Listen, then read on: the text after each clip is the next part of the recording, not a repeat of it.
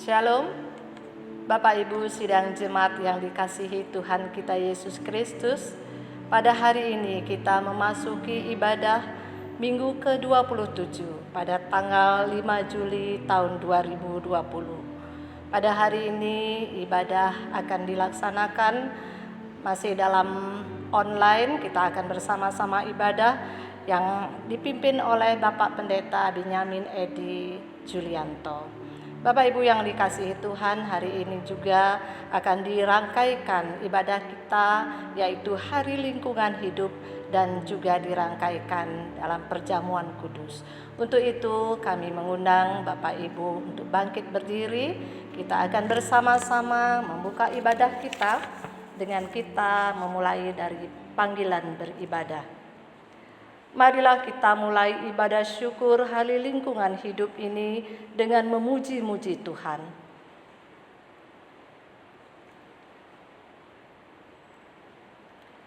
Biarlah kita menghadap wajah-Nya dengan nyanyian syukur di Hari Lingkungan Hidup ini.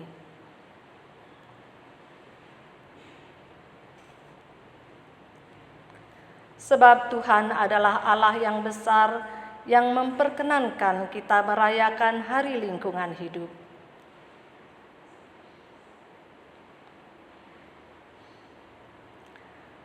Masuklah, marilah kita sujud menyembah.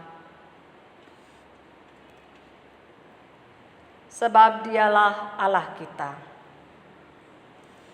Masih tetap berdiri, kita akan bersama-sama menaikkan Kidung Jemaat 337 ayat 1 dan 2. Betapa kita tidak bersyukur.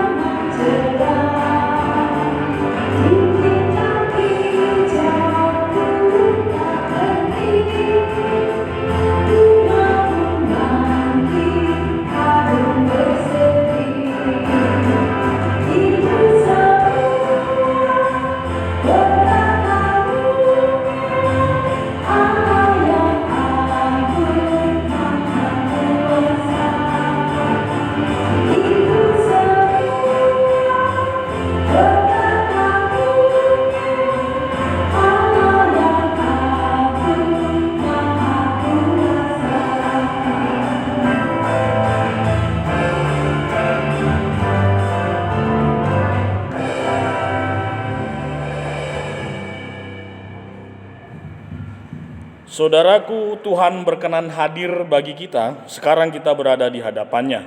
Marilah kita merendahkan diri dan mengaku dengan bersama-sama mengucapkan, "Pertolonganku datang dari Tuhan yang menjadikan langit dan bumi.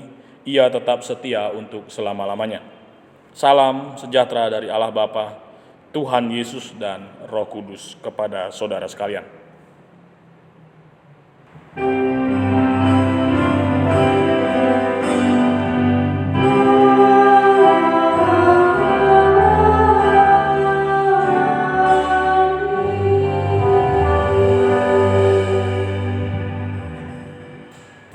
Introitus kita dalam Ibadah saat ini dari Galatia 6 ayat yang kedua. Bertolong-tolonglah menanggung bebanmu, demikianlah kamu memenuhi hukum Kristus.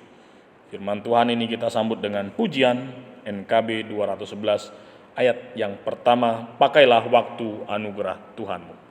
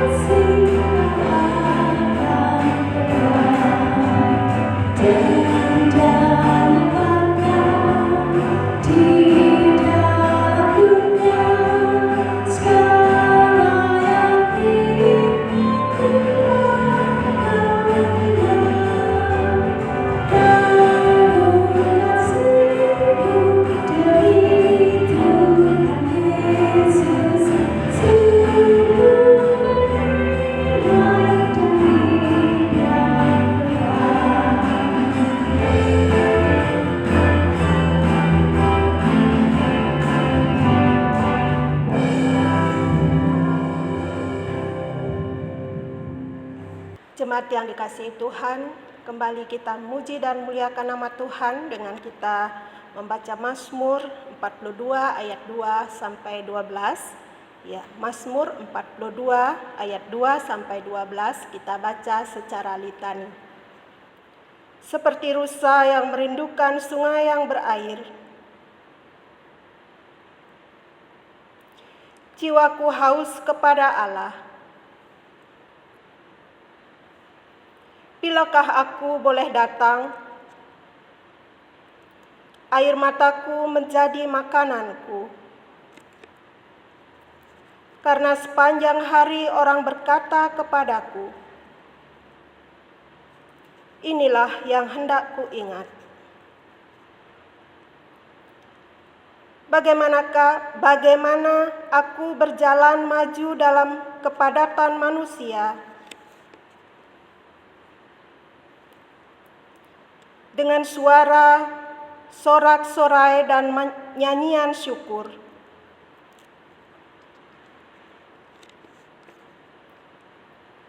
Mengapa engkau tertekan, hai jiwaku? Berharaplah kepada Allah, sebab aku akan bersyukur lagi kepadanya. Jiwaku tertekan dalam diriku. Dari tanah sungai Yordan dan pegunungan Hermon, samudra raya berpanggil-panggilan. Segala gelora dan gelombangmu, Tuhan memerintahkan kasih setianya pada siang hari.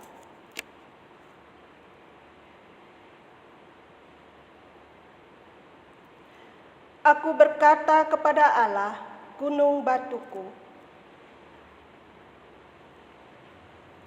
mengapa aku harus hidup berkabung? Seperti tikaman maut ke dalam tulangku. Sambil berkata kepadaku sepanjang hari, mengapa engkau tertekan, hai jiwaku? Berharaplah kepada Allah, sebab aku bersyukur lagi kepadanya. Haleluya. Adik-adik yang ada di rumah, anak-anakku, seperti biasa beradalah di tengah-tengah para orang tua kakek nenek, dan Bapak akan mewakili orang tua dan kakek nenek untuk berdoa bagi adik-adik anak-anak sekalian. Mari kita berdoa. Kami mengucap syukur Tuhan sampai dengan hari ini kasih setia Tuhan tidak pernah berkesudahan dalam hidup kami, di keluarga kami, dan terkhusus pada anak-anak kami dalam tumbuh kembang mereka. Engkau menjaga dan memelihara mereka, dan berkat Tuhan melampaui akal pikiran kami dan melampaui apa yang kami mampu upayakan untuk memenuhi dan mencukupkan kebutuhan-kebutuhan mereka. Penjagaan Tuhan itu sempurna, meskipun dalam kelalaian seringkali kami tidak mampu memantau, mengamati, melihat putra dan putri kami, anak cucu kami 1 kali 24 jam. Namun Tuhan menyelamatkan sampai dengan hari ini. Terima kasih Tuhan, kami juga mempercayakan hidup mereka di masa-masa yang akan datang dalam tumbuh kembang mereka, baik itu secara tubuh, fisik, mentalitas dan spiritual atau iman mereka. Kami mohonkan campur tangan Tuhan dan Roh-Mu yang kudus membentuk mereka menjadi seperti apa yang Kau inginkan, ya Allah. Kemudian Tuhan, masa depan mereka dalam rancangan dan rencana Tuhan saja. Dan dalam situasi yang berbahaya seperti saat ini, Engkau membungkus mereka dengan kuasa-Mu sehingga anak-anak kami ini terbebas, terhindar daripada virus yang ada. Kesehatan mereka, kekuatan mereka Engkau berikan, dan kecerdasan, kepintaran Engkau tambah-tambahkan. Meskipun mereka harus belajar di rumah masing-masing, pengetahuan mereka diperlengkapi oleh-Mu, ya Allah. Jadikan kami juga orang tua yang memberikan yang baik bagi putra dan putri kami, menjadi teladan bagi mereka, sehingga mereka melihat tangan Allah yang nyata lewat kehidupan kami. Terima kasih Tuhan Yesus. Kami mohonkan berkat Tuhan turun atas putra dan putri kami. Kiranya damai dan sejahtera Allah yang melampaui akal memelihara hati hidupmu di dalam Tuhan Yesus dan Allah Roh Kudus kekal selama-lamanya. Amin. Silakan adik-adik kembali duduk, dan Bapak Ibu mari kita bersatu kembali di dalam doa. Kita berdoa. Kami mengaku Tuhan bahwa saat Tuhan memberikan kami kesempatan melewati hari-hari, tentu banyak salah dan dosa. Bahkan kami sering kali berlaku yang tidak baik lewat perkataan, pikiran, bahkan perbuatan kami. Kami membalaskan orang yang menyakiti kami dengan kami pun berlaku yang sama. Tuhan, ampunilah kami dengan segala keterbatasan, kekurangan kami, dan berulang kali kami melakukan dosa dan salah di hadapan-Mu. Kasihilah kami Tuhan dan ampunilah kami. Dengan pendamaian itu juga kami menjadi pribadi yang mau mengampuni dan melupakan setiap orang yang bersalah. Pendamaian itu juga Tuhan yang mengantar kami untuk menemui Tuhan dalam hadirat-Mu yang kudus saat ini. Peribadahan ini boleh terjadi karena perkenanan Tuhan, dan kami memberi diri untuk saat ini beribadah, memuliakan Engkau, mendengarkan firman-Mu, bersekutu, meskipun di rumah kami masing-masing. Lawatlah kami ya Tuhan, hadirlah dalam peribadahan kecil kami dimanapun kami berada. Dan dari awal sampai dengan pada akhirnya, tidak ada intimidasi daripada kuasa lain. Semua kami serahkan dalam kuasa-Mu, di dalam nama Tuhan Yesus. Amin. Mari kita sambut pengakuan dosa dan rasa syukur tadi lewat pujian Kidung Jemaat 467 ayat 1 dan ayatnya yang kedua. Tuhanku bila hati kawanku. Oh,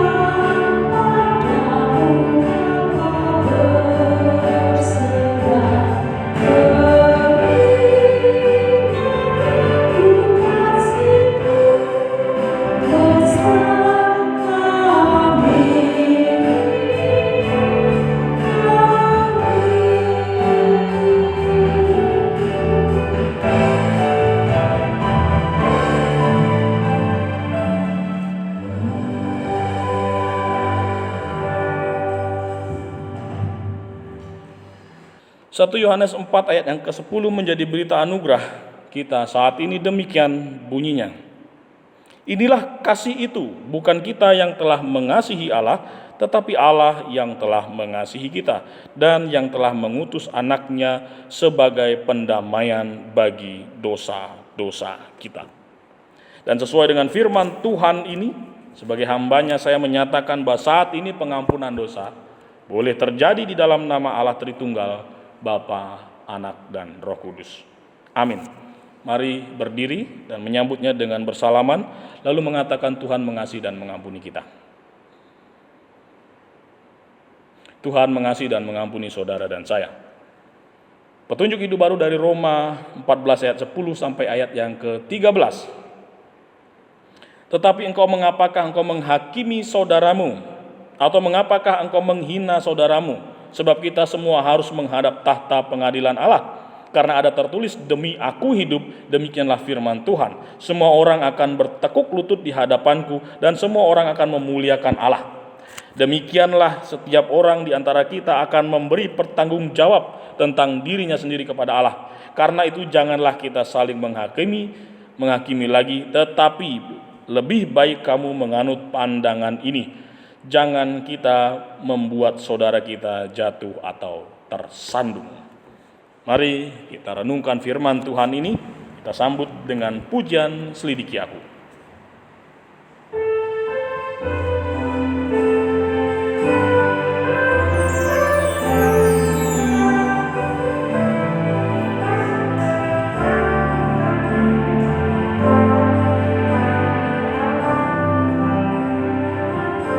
Selidiki aku, lihat hatiku, apakah ku sungguh mengasihi Yesus, Kau yang Maha Tahu dan menilai hidupku. Tak ada yang tersembunyi bagimu. Aku lihat kebanggaanmu yang tak pernah habis di hidupku.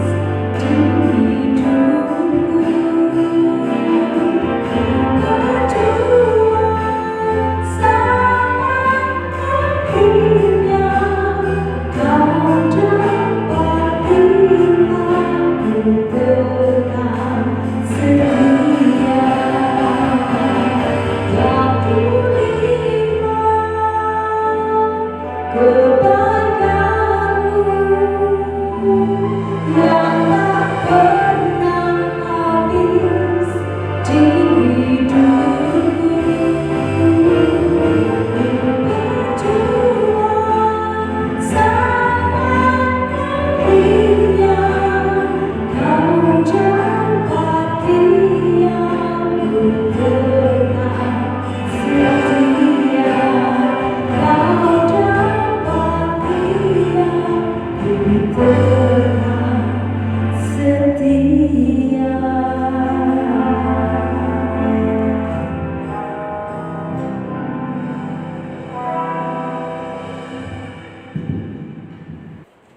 Ya, Bapak Ibu yang dikasihi Tuhan, kita akan merenungkan firman Tuhan. Sebelumnya mari kita satu dalam doa, kita berdoa. Terima kasih Tuhan Yesus untuk kesempatan di pagi hari ini bersama dengan keluarga kecil kami. Di rumah kami masing-masing kami akan menghadap Tuhan dan menyedengkan telinga kami, membuka hati kami untuk mendengarkan firman Tuhan yang disampaikan oleh hamba-Mu yang Tuhan perkenankan hari ini. Urapi kami dengan kuasa Roh-Mu yang kudus, sehingga firman Tuhan tidak berlalu dengan sia-sia, mendapat tempat di loh hati kami, lalu berbuah yang lebat dalam hidup kami. Terima kasih Tuhan, kami mohonkan hikmat-Mu turun atas kami, agar kami dimampukan memahami, mengerti, dan melakukan firman Tuhan dalam hidup kami hari lepas hari. Di dalam nama Tuhan Yesus, firman yang hidup kami berdoa. Amin. Firman Tuhan dari Roma 12, ayat 17 sampai ayat yang ke-21. Janganlah membalas kejahatan dengan kejahatan, lakukanlah apa yang baik bagi semua orang, sedapat-dapatnya kalau hal itu bergantung padamu. Hiduplah dalam perdamaian dengan semua orang. Saudara-saudaraku yang kekasih, janganlah kamu sendiri menuntut pembalasan, tetapi berilah tempat kepada murka Allah. Sebab ada tertulis, pembalasan itu adalah hakku, akulah yang akan menuntut pembalasan, firman Tuhan. Tetapi jika seterumu lapar, berilah dia makan, jika ia haus, berilah dia minum. Dengan berbuat demikian kamu menumpukan bara api di atas kepalanya. Janganlah kamu kalah terhadap kejahatan, tetapi kalahkanlah kejahatan dengan kebaikan. Demikian firman Tuhan. Yang berbahagia adalah setiap kita yang mendengarkan, merenungkan, dan juga yang melakukannya dalam hidup kita hari lepas hari. Haleluya.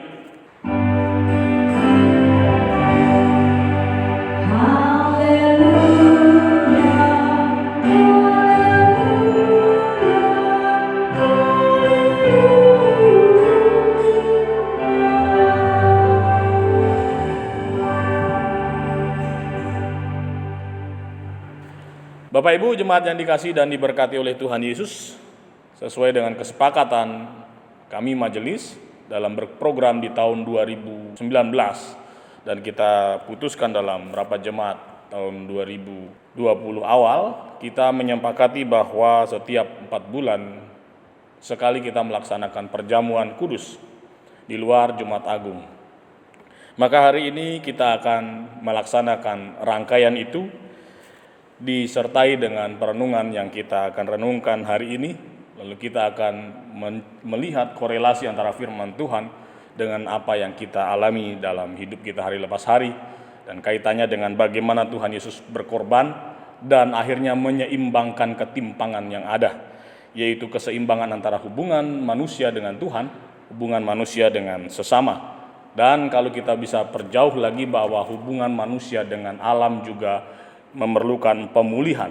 Karena itu ada satu rencana yang belum sempat kami lakukan, saya lakukan, yaitu merangkai perjalanan salib Tuhan, kematian Kristus itu dalam kaitannya dengan pemulihan manusia dengan manusia, manusia dengan Tuhan, dan manusia dengan alam semesta. Yaitu ada peristiwa di mana Tuhan Yesus ketika menutup matanya, menghembuskan nafas terakhir, bumi pun berduka, gempa bumi gelap gulita. Itu artinya alam pun mengistirahatkan diri mereka, mengistirahatkan dirinya untuk sejenak memiliki pemulihan, memiliki kesegaran, memiliki relasi yang baru. Yaitu alam ini juga perlu beristirahat. Alam ini perlu pendamaian. Nah, Bapak Ibu yang dikasihi dan diberkati oleh Tuhan Yesus, sehingga dalam surat Roma pasal yang ke-12 ayatnya yang ke-17 sampai ayat yang ke-21 ini, Rasul Paulus mengajak jemaat Tuhan atau umat Tuhan saat itu untuk memiliki pola hidup yang benar, berbeda dengan pola hidup manusia yang tidak diterangi oleh firman Tuhan atau kebenaran. Ketika mekanisnya yang benar sesuai dengan apa yang manusia pikirkan bahwa kejahatan dibalas dengan kejahatan, Tuhan menghendaki sebaliknya, kejahatan harus ditaklukkan dengan kebaikan. Jadi mungkin relasinya adalah bagaimana umat Tuhan di Roma ketika mereka mengalami tekanan-tekanan yang berat, mereka tidak membalaskan tekanan itu, sehingga musuh-musuh pun melihat kualitas hidup beriman yang benar, lalu pada akhirnya orang-orang di sekitar mereka hidup, di sekitar jemaat hidup, atau orang-orang Roma pun boleh dimenangkan di dalam keselamatan dalam Kristus.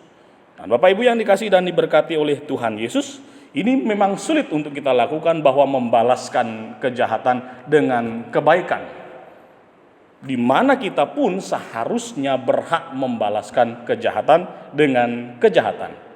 Tapi bagaimana firman Tuhan melalui Rasul Paulus ini mengajarkan hal yang berbeda, bahwa kejahatan ini tidak boleh dibalas dengan kejahatan, melainkan pembalasan atau penghakiman itu bukan hak manusia. Nah, ini sesuatu yang sangat luar biasa untuk kita renungkan. Kita tidak punya hak dalam membalaskan kejahatan dengan kejahatan. Kalau dalam tatanan itu, tentu Firman Tuhan ini, kualitas iman ini berbeda daripada kualitas iman di luar Tuhan. Dan ada satu peristiwa ketika Tuhan Yesus diperhadapkan dengan seorang perempuan yang berdosa yang akan dirajam batu oleh banyak orang saat itu, yang berpegang pada Taurat atau peraturan perjanjian atau kesepakatan yang ada, bahwa dosa harus dipermalukan, dosa harus dibalas dengan dipermalukan, bahkan dibalas dengan sesuatu yang menyakitkan supaya memiliki efek jera bagi semua orang yang melakukan kejahatan. Tapi kalau ditelusuri lebih jauh, kenapa kok hanya wanita saja yang dihukum? Laki-lakinya kemana? Atau pelaku yang lain kemana? Ini bentuk diskriminatif yang mungkin saat ini masih belum terselesaikan, bahwa wanita menjadi kelas the second class itu masih terjadi sampai dengan hari ini. Bahwa keadilan itu tajam ke bawah dan tumpul ke atas itu masih terjadi saat ini. Dan ini belum selesai, sehingga hukum itu masih terus berkembang. Pasal-pasal itu masih terus dibuat untuk mengatasi kasus-kasus yang baru, yang sifatnya dilematis. Karena itu, persoalan jahat dilawan dengan jahat tidak akan menyelesaikan masalah. Kasus kejahatan dilawan dengan kejahatan tidak akan memutus rantai masalah itu. Nah, mekanisme inilah yang harus kita renungkan, bahwa kaitannya dengan apa yang kita alami saat ini juga demikian. Saya melihat beberapa tempat, spot-spot yang bagus untuk kita melakukan, ya paling tidak sesuatu perenungan lah, membuat satu perenungan bersama teman-teman atau adik-adik tim kreatif ini. Saya mengagumi begitu tenangnya alam ini sesungguhnya. Dan alam ini menjadi bergelora, menjadi marah ketika manusia melakukan kejahatan-kejahatan. Salah satunya eksploitasi terhadap alam-alam yang ada diciptakan untuk sesungguhnya berdamai dengan manusia. Kalau kita melihat berita di televisi di daerah Bogor atau Jawa Barat terjadi tanah longsor, ya, bencana tanah longsor yang heboh sekali, sampai lewat kamera amatir atau handphone memperlihatkan bagaimana rumah-rumah yang gedung-gedung yang dibangun kokoh itu pun akhirnya larut dengan tanah yang longsor itu, dan sia-sia mereka yang membangun rumah di atas tanah itu, karena kejadian itu tidak diduga. Rupanya tanah yang longsor itu menunjukkan bahwa kadar airnya sudah habis. Bahkan akar-akar pohon sudah tidak ada lagi di bawah, di dasar tanah itu. Kemana akar-akar pohonnya dan kemana airnya? Kan pertanyaannya seperti itu. Itu artinya ada orang yang dengan rakus menebang pohon dan menyedot air tanah sehingga tanah menjadi kering dan sangat rapuh. Dan rumah-rumah di atas tanah yang rapuh itu pun longsor. Saya kira ini bukan bentuk pembalasan alam benci kepada manusia, tidak, tetapi karena manusia tidak bisa berdamai. Tidak bisa memposisikan bahwa manusia ini sebagai makhluk ciptaan Tuhan yang dipercayakan Allah di awal, yaitu merawat dan memelihara alam. Berkuasa bukan artinya semena-mena. Berkuasa harus memperhatikan bagaimana keseimbangan itu. Dan untuk tatanan sosial juga kita melihat bahwa begitu banyak orang yang akhirnya membalaskan kejahatan dengan kejahatan. Ya, ada anak Tuhan yang dipenjara di Nusa Kambangan sekarang karena melakukan kesalahan yang fatal dalam masa gerasi atau dalam masa bebas bersyaratnya. Dia tidak menunjukkan perubahan, dia masih menaruh kebencian dalam hatinya, bahkan melakukan tindakan yang begitu jahat. Sehingga pada akhirnya ia harus masuk ke dalam penjara lagi untuk menjalani masa tahanan mungkin seumur hidup. Nah, pola-pola seperti ini tidak akan berakhir, Bapak Ibu, kalau kejahatan tetap dibalas dengan kejahatan. Maka kematian Kristus pun menunjukkan bahwa upaya Allah memutus rantai itu sungguh-sungguh upaya yang betul-betul membutuhkan pengorbanan yang besar dan berat. Yaitu putra tunggalnya yang tidak bercacat, bernoda, dan tidak berdosa itu dijadikan berdosa untuk memutus kebencian yang ada. untuk memutus lilitan dosa, untuk memutus perselisihan antara manusia dengan Tuhan dan manusia dengan sesama. Dia yang tidak pantas untuk dihukum, memberi diri untuk menanggung beban manusia. Dan karena itu Bapak Ibu yang dikasihi dan diberkati oleh Tuhan Yesus, poin-poin yang ada dalam firman Tuhan melalui perkataan Rasul Paulus kepada jemaat di Roma ini mengandung 3 hal. Yang pertama yaitu jangan membalaskan kejahatan dengan kejahatan. Lakukanlah apa yang baik bagi semua orang. Sebagai umat Tuhan diajak untuk menjadi agen-agen perdamaian, bukan menjadi agen-agen permusuhan. Menjadi anak Tuhan memang dipanggil untuk menjadi perpanjangan tangan Tuhan, sehingga keselamatan yang masih belum bisa diterjemahkan mampu kita lakukan lewat tindakan nyata kita di tengah-tengah manusia. Bagaimana orang melihat bahwa Yesus datang untuk menyelamatkan manusia kalau kehidupan kita datang bukan untuk menyelamatkan saudara-saudari kita? Kalau hidup kita datang justru akan membuat pertikaian, perselisihan yang ada. Yaitu ayat yang kemudian 18, sedapat-dapatnya kalau hal itu bergantung padamu, hiduplah dalam perdamaian dengan semua orang, tanda seru. Hiduplah dalam perdamaian dengan semua orang. Siapa semua orang? Ada pertanyaan ketika seorang Farisi bertanya, Tuhan, siapakah sesamaku manusia? Yesus menjawab dengan perumpamaan.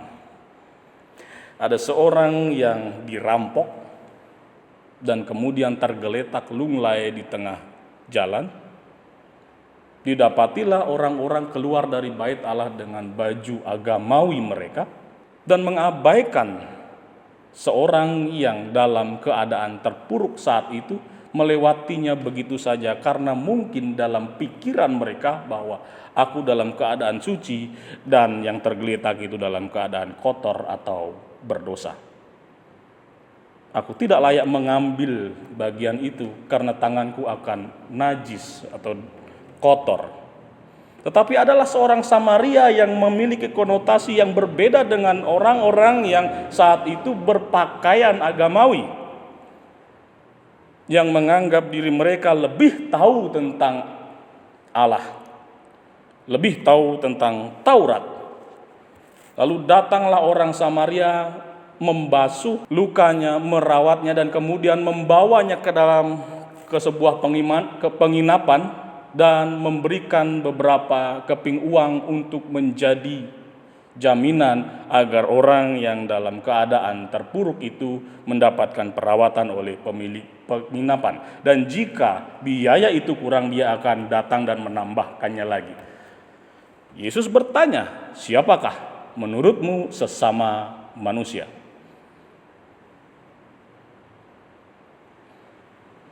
Dan orang Farisi itu mengatakan, dia yang menolong orang itu. Jadi bukan soal engkau pandai berkata-kata lewat firman, memperkatakan firman Tuhan, ayat-ayat Alkitab, tetapi lewat sikap hidupmu, hatimu yang mampu memiliki damai sejahtera. Hidupmu yang mampu mengubah kejahatan menjadi kebaikan. Sedapat-dapatnya kalau hal itu bergantung padamu, hiduplah dalam perdamaian dengan semua orang, dengan sesamamu manusia. Bapak Ibu, kita dalam persoalan yang sama saat ini, yaitu isu global. Kita dalam masalah yang sama. Di 2 minggu lalu saya membawakan tentang bagaimana kita menolong, sungguh-sungguh memiliki kebaikan hati, empati yang tidak hanya sebatas doa dan saran. Ada banyak saudara-saudari kita, orang-orang yang kita temui di sekitar kita saat ini membutuhkan pertolongan sungguh-sungguh. Baik itu mereka yang saat ini mungkin mengalami putus hubungan kerja atau dirumahkan sementara sampai semua pulih kembali, dan pertanyaannya kapan ini pulih kita tidak tahu. Mungkin ada yang kehilangan lapangan pekerjaan, ada yang kekurangan dan sebagainya. Maka ayat yang ke-18 ini pun kita bisa tafsirkan sebagai bagaimana kita pun ada bagi mereka untuk mengusahakan kehidupan mereka pun dalam kedamaian. Bapak Ibu yang dikasih dan diberkati oleh Tuhan Yesus, bagian yang kedua, bahwa hidup di dalam perdamaian itu seperti halnya yang diucapkan oleh Rasul Paulus di ayatnya yang ke-19. Saudara-saudaraku yang kekasih, janganlah kamu sendiri menuntut pembalasan, tetapi berilah tempat kepada murka Allah, sebab ada tertulis, pembalasan itu adalah hakku, akulah yang akan menuntut pembalasan, firman Tuhan. Jadi tidak ada hak bagi saudara dan saya yang mengaku bahwa kita pengikut Kristus membalaskan salah dengan salah.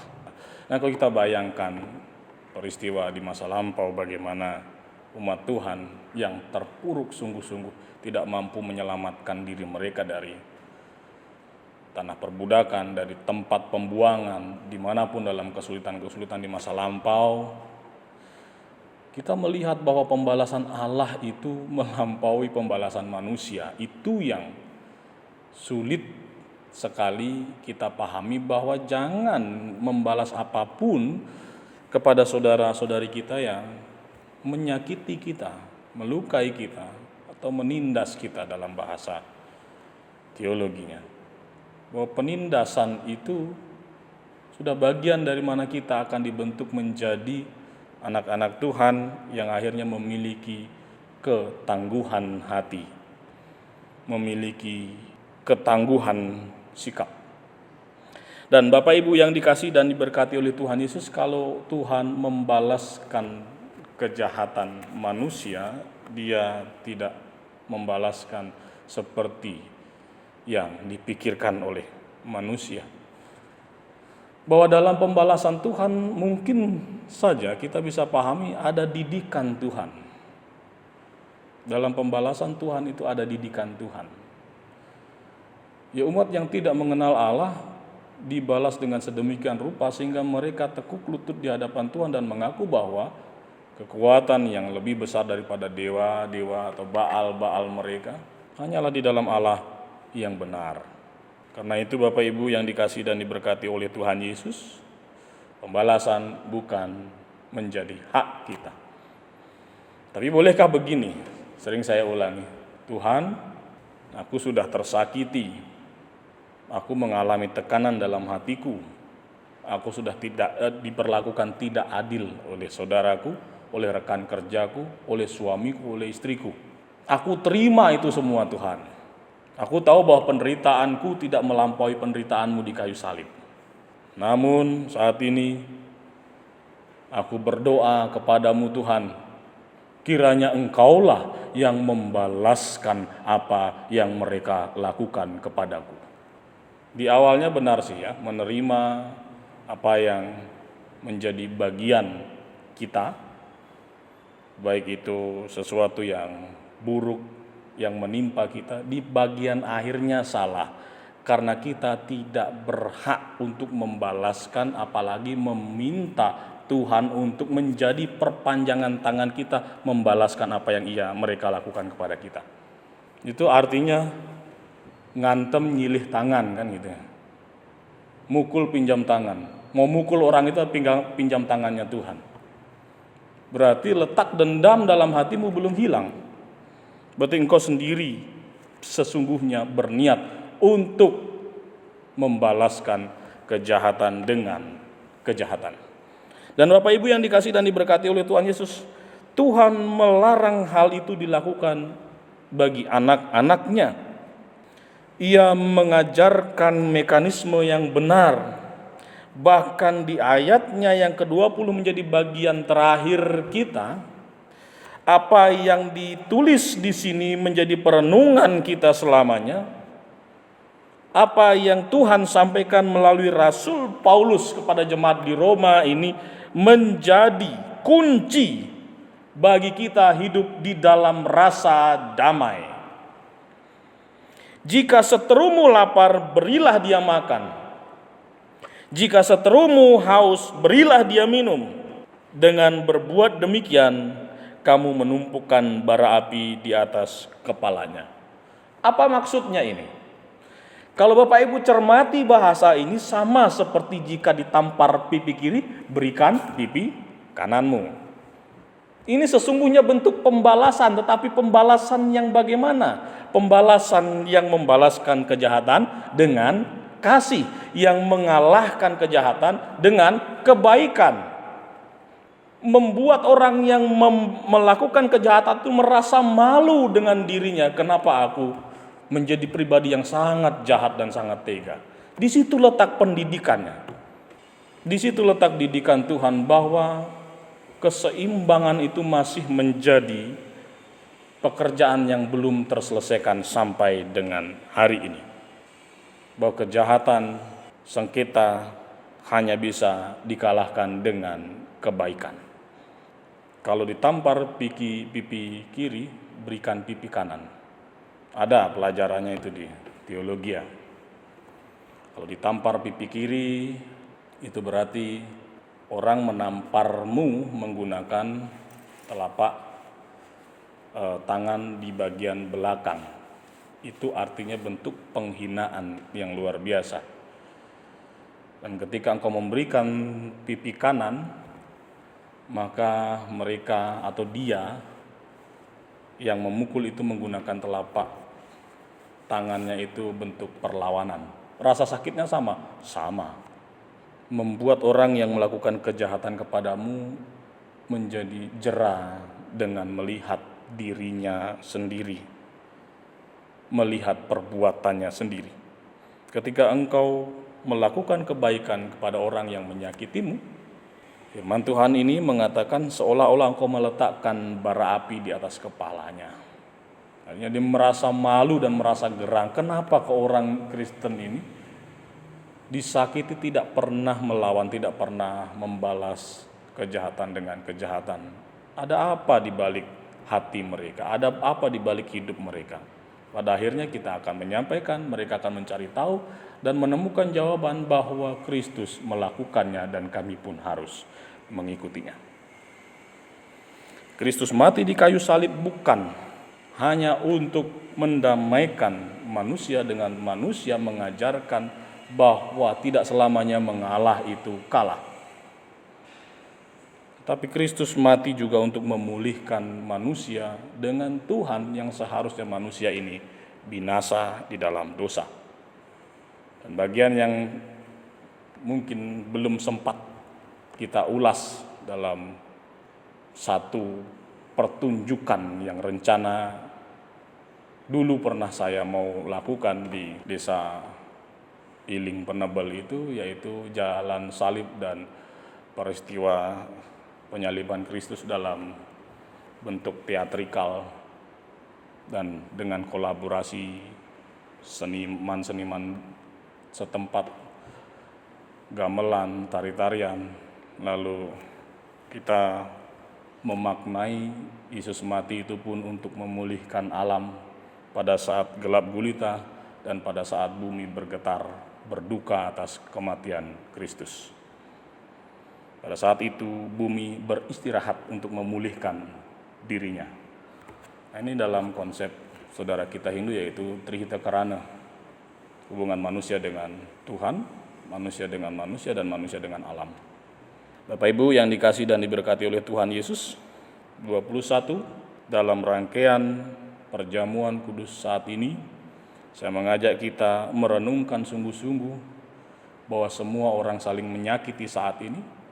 Semua orang saling mencurigai saat ini, bahkan semua orang saling mengancam satu sama lain. Bumi pun sedang mengeluarkan sengatnya, yaitu virus yang belum ditemukan vaksinnya, obatnya sampai dengan hari ini. Apakah ini juga semacam sengat dari alam yang merasa terancam atas populasi manusia yang semakin hari semakin menyakiti alam ini. Kita tidak tahu, maka mari meskipun tidak dengan teatrikal atau seni pertunjukan dengan musik, kita bisa merenungkan itu lewat peristiwa kematian Kristus di kayu salib, yaitu berdamailah dengan sesamamu, berdamailah dengan Tuhan, dan berdamailah dengan alam, sehingga keseimbangan terjadi dan kemuliaan Allah dinyatakan di dalam hidup. Tuhan Yesus memberkati. Mari kita saat teduh. Bapa, terima kasih untuk firman-Mu. Biarlah firman Tuhan yang kami dengar Engkau sempurnakan dalam hati kami masing-masing, dan Roh-Mu yang kudus menyempurnakannya, menolong kami sehingga kami tahu apa yang kami harus lakukan tatkala kami menemukan hal-hal yang menyakitkan dalam hidup kami. Kami tidak membalaskannya dengan kejahatan. Dan ketika kami diingatkan lewat peristiwa isu global saat ini, kami tahu bahwa kami harus menjaga lingkungan kami, kehidupan kami, kesehatan kami, dan kami simpulkan dengan kami harus berdamai dengan alam semesta ini. Kami juga berdamai dengan-Mu Tuhan lewat persekutuan-persekutuan kecil kami di rumah kami masing-masing. Temuilah kami Tuhan sedekat mungkin, dan adalah di dalam kehidupan keluarga kami, jadilah kepala dalam rumah tangga kami. Terpujilah nama-Mu ya Allah, di dalam nama Tuhan Yesus. Amin. Bapak Ibu Jemaat Tuhan, marilah bangkit berdiri.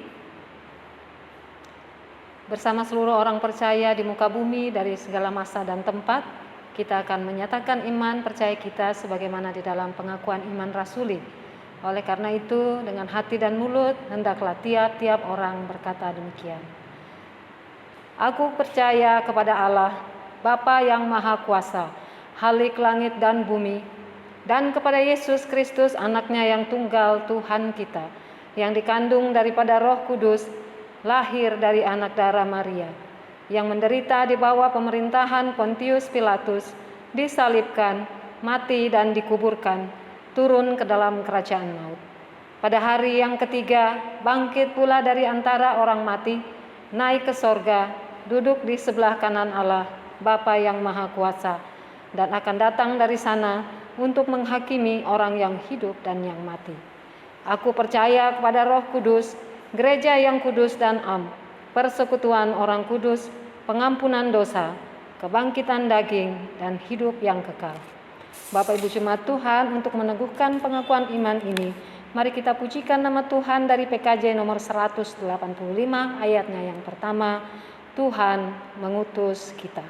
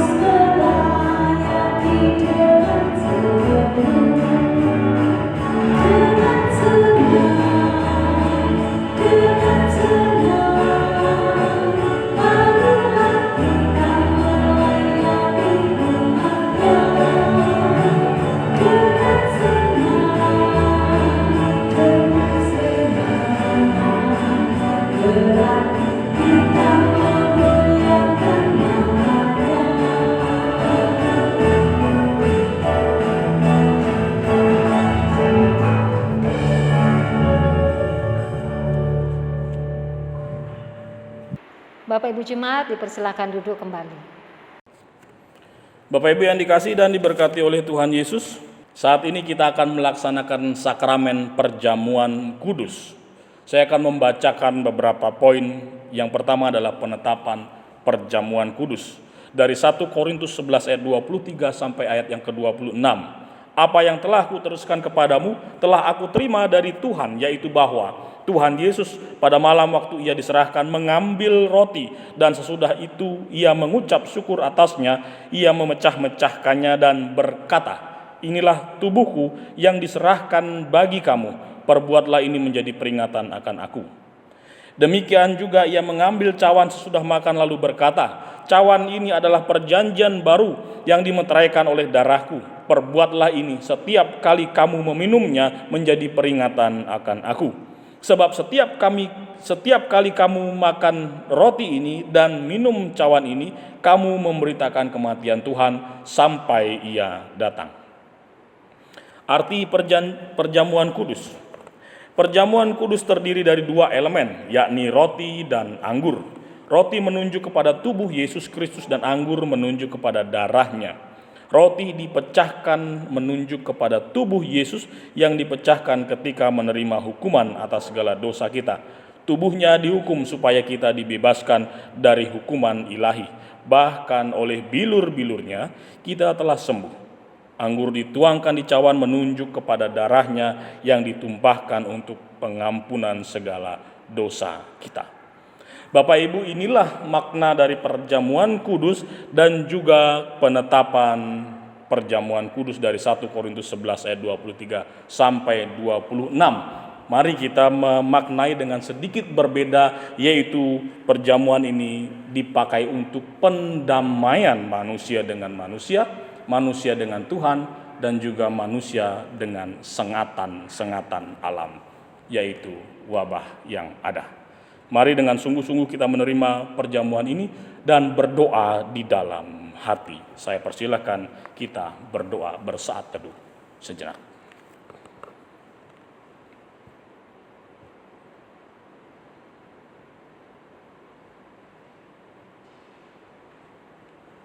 Amin. Bapak Ibu yang dikasihi dan diberkati oleh Tuhan Yesus, jamuan Tuhan sudah tersedia bagi kita, dan malam ketika Yesus diserahkan, ia mengambil roti, ia mengucap syukur atasnya, lalu ia memecahkannya,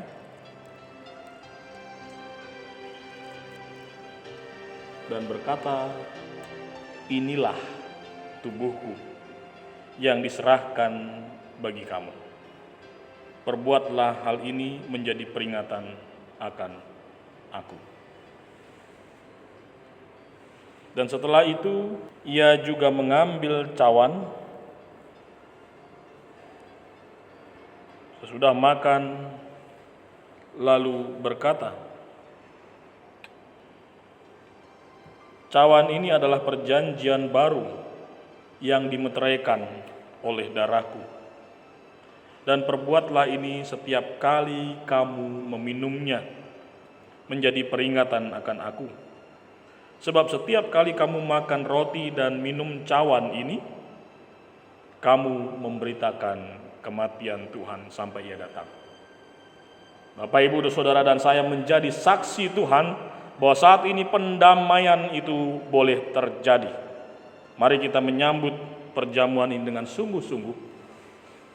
Ambillah roti, angkat, serahkan pada Tuhan dan berdoa, mengucap syukur. Saat teduh bagi saudara dan saya.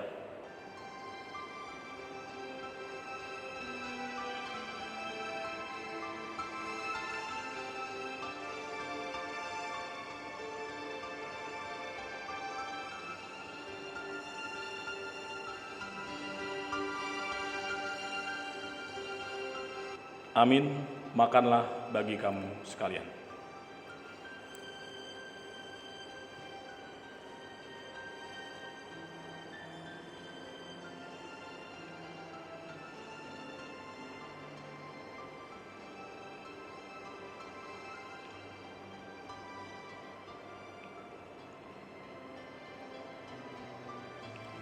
Kemudian Tuhan mengambil cawan setelah makan. Ia mengucap syukur, lalu berkata, cawan ini adalah perjanjian baru yang dimeteraikan oleh darahku.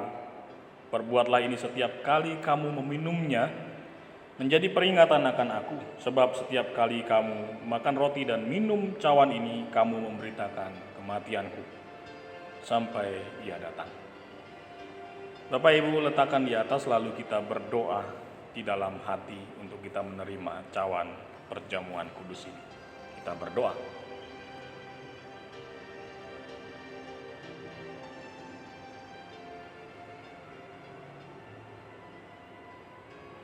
Amin. Minumlah bagi saudara sekalian.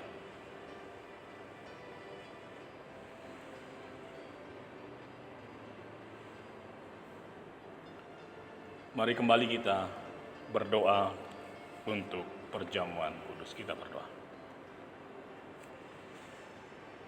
Terima kasih Tuhan, saat ini kami boleh merasakan pendamaian itu. Engkau memulihkan kami dan kami rindu pemulihan sungguh-sungguh terjadi. Kami memaknai perjamuan saat ini Tuhan, sebagai upaya Tuhan yang Tuhan sudah lakukan 2000-an tahun yang lalu. Kau mengorbankan dirimu, bahkan rela dipermalukan di atas kayu salib yang hina itu. Kau mendamaikan kami dengan Allah Bapa, dan Kau mendamaikan kami untuk tidak kami menuntut balas kepada sesama kami yang sudah menyakiti kami, seperti layaknya Tuhan sudah mengajarkan dan menunjukkan teladan demikian. Dan yang terakhir Tuhan, kami rindu bahwa kami mengalami pemulihan bagi alam semesta dan alam yang ada di sekitar kami, bahkan dari sengatan virus yang ada saat ini. Tuhan Yesus, saat ini kami merasakan dan sungguh-sungguh berkat Tuhan dan lawatan Tuhan lewat perjamuan ini. Terima kasih Tuhan. Di dalam nama Tuhan Yesus, kami mensyukuri berkat Tuhan saat ini. Kami berdoa. Amin. Bapak Ibu, bahwa hari ini selain kita sudah melaksanakan perjamuan kudus dan kita sudah merenungkan firman-Nya dan juga melaksanakan secara simbolis bagaimana Allah memulihkan hubungannya dengan manusia dan bagaimana kita dipulihkan dengan sesama, dan juga yang tidak kalah penting bahwa hari ini kita melaksanakan Hari Lingkungan Hidup. Kita memaknai Hari Lingkungan Hidup ini sebagai satu wadah untuk kita memikirkan lingkungan hidup dan berdamai dengan lingkungan yang ada di sekitar kita. Mari kita memiliki pola hidup sehat. Jangan membuang sampah sembarangan. Jangan menggunakan bahan-bahan yang tidak larut di tanah menjadi racun, pestisida, dan sebagainya. Sehingga hal itu yang kemudian menjadi berbahaya untuk ekosistem yang ada di sekitar kita hidup, alam yang ada, biota-biota, hewan, dan tumbuh-tumbuhan. Kita membuka Hari Lingkungan Hidup dan tidak akan pernah berhenti kita merawat alam di sekitar kita hidup. Karena demikian Tuhan menghendaki kita, demikian Tuhan mengutus kita di tengah-tengah dunia ini. Hari Lingkungan Hidup saat ini dibuka di dalam nama Allah Bapa, Allah Putra, dan Allah Roh Kudus. Amin. Mari kita berdoa untuk kehidupan kita dan kita bersyafaat untuk semua orang dan alam di sekitar kita. Kita membawa syafaat kita di dalam doa. Kita berdoa. Dan ucapan syukur yang kami haturkan yang keluar dari dalam hati kami, dalam perenungan hidup kami serukan di hadapan Tuhan dengan tanpa batasan, sebab Tuhan sudah memulihkan hubungan kami denganmu, sehingga Engkau hanya sejauh doa. Bapa, kami berdoa untuk lingkungan di sekitar kami. Begitu banyak sekali hal-hal yang akhirnya membuat tatanan-tatanan kehidupan sosial, bahkan kehidupan alam sekitar kami menjadi rusak. Kami memohon ampun Tuhan dan mohon Tuhan juga campur tangan dan benahi kami dalam sikap hidup dan pola-pola yang tidak baik. Ingatkan kami Tuhan untuk menjaga lingkungan hidup. Ingatkan kami untuk tidak membuang sampah. Ingatkan kami untuk tidak menambah polusi.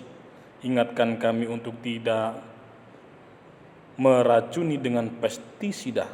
Ingatkan kami untuk tetap melakukan penghijauan, menanam pohon, menanam bibit-bibit tumbuh-tumbuhan, dan agar menambah kesegaran di lingkungan di sekitar kami, udara di sekitar kami. Bapa Surgawi, saat ini kami juga berdoa untuk persoalan kami masing-masing.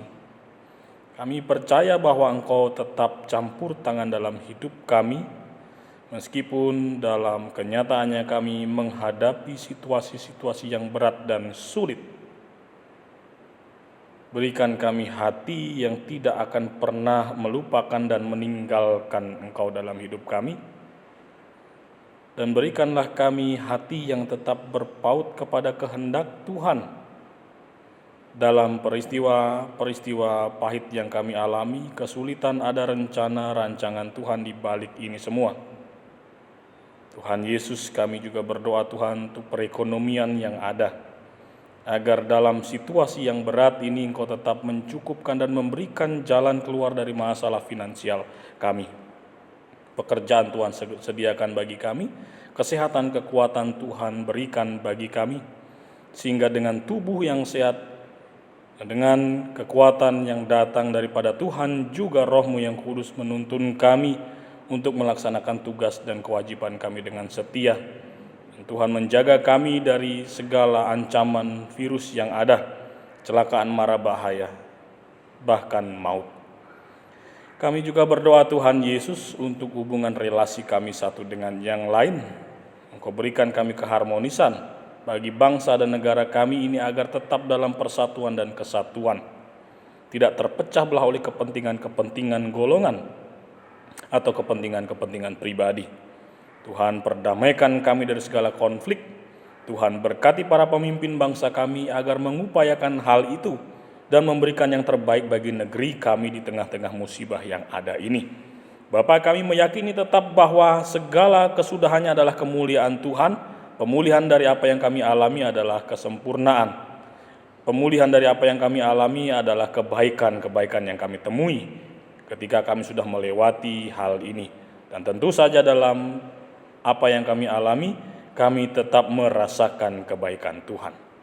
Bapak, kami berdoa untuk rekan-rekan kami yang saat ini, dalam pekan ini berulang tahun. Tuhan berkati kehidupan mereka, masa depan mereka, kesehatan mereka, bahkan rancangan-Mu terjadi dalam kehidupan mereka, pergumulan mereka juga Tuhan campur tangan. Kami berdoa juga Tuhan untuk para hamba-Mu majelis yang melayani Tuhan dengan sungguh-sungguh. Kiranya Tuhan juga tetap melawat kami dan memakai kami untuk alat kemuliaan Tuhan saja. Ya Bapa, kami berdoa untuk persekutuan jemaat-Mu Bukit Palmas Sanggulan ini, agar diberikan kesehatan, kekuatan, dan kesungguhan, keteguhan iman dalam segala ancaman yang ada Tuhan. Dan Tuhan, kami berdoa untuk rencana-rencana yang akan kami lakukan dalam pelayanan-pelayanan di hari-hari yang akan datang. Dalam pandemi ini Tuhan, kami tetap masih melaksanakan peribadahan di rumah, sehingga peribadahan di rumah ini akan kami pakai untuk kami lebih bersinergi lagi satu dengan yang lain, lebih memiliki kesehatan dalam keluarga kecil kami, dan kami dipenuhi dengan kerukunan, kedamaian, dan kesejahteraan-Mu. Bapa Surgawi, demikianlah yang kami sampaikan di hadapan Tuhan. Begitu banyak hal yang belum tersampaikan dalam syafaat ini. Akhirnya kami sempurnakan doa ini dengan doa yang Tuhan ajarkan bersama. Bapa kami yang di sorga, dikuduskanlah nama-Mu, datanglah kerajaan-Mu, jadilah kehendak-Mu di bumi seperti di sorga. Berikanlah kami pada hari ini makanan kami yang secukupnya, dan ampunilah kami akan kesalahan kami, seperti kami juga mengampuni orang yang bersalah kepada kami. Dan janganlah membawa kami ke dalam pencobaan, tetapi lepaskanlah kami daripada yang jahat. Karena Engkau-lah yang punya kerajaan dan kuasa dan kemuliaan sampai selama-lamanya. Amin. Jemaat yang dikasihi Tuhan, tiba saatnya kita akan memberikan persembahan kita. Dan firman Tuhan yang mendasari persembahan kita hari ini diambil dari kitab 2 Tawarik 29 ayat 9a. Sekarang marilah kita memberikan persembahan syukur sambil mengingat firman Tuhan. Bangsa itu bersukacita karena kerelaan mereka masing-masing. sebab dengan tulus hati mereka memberikan persembahan sukarela kepada Tuhan.